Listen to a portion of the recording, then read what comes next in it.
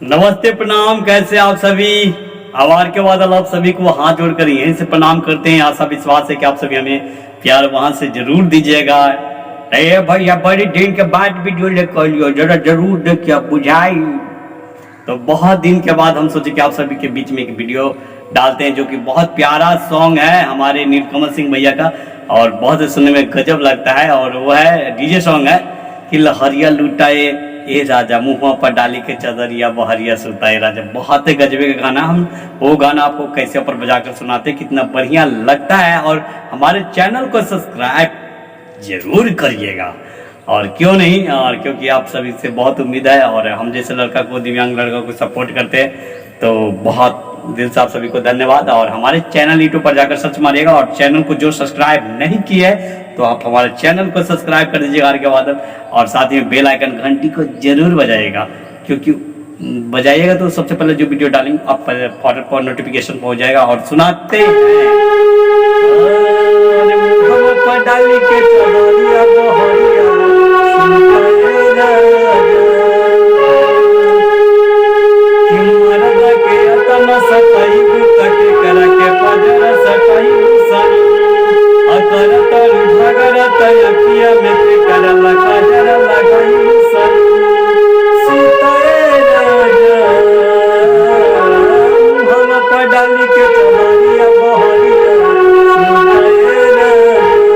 ये गाना है, और आप लोग का बजा के सुनाते हैं। और देखिए,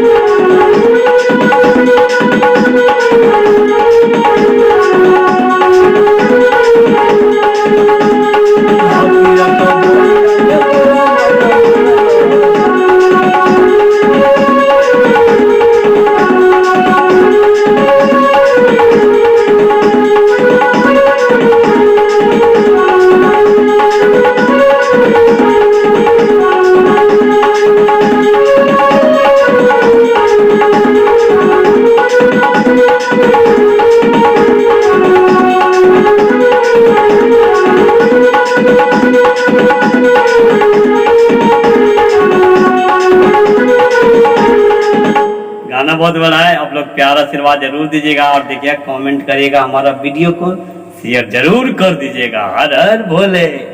और ये डीजे सॉन्ग था, बहुत अच्छा लगा, इसलिए हम बजाएं। आप सभी के बीच में अपना सुझाव दीजिएगा, और जिनको लगे कि हम गाना बजवाना चाहते तो आप हमें मैसेज कर दीजिएगा। हमारा मोबाइल नंबर भी है 6204082575। SMS कर दीजिएगा, उस पर हम जरूर बजाएंगे। फिलहाल के लिए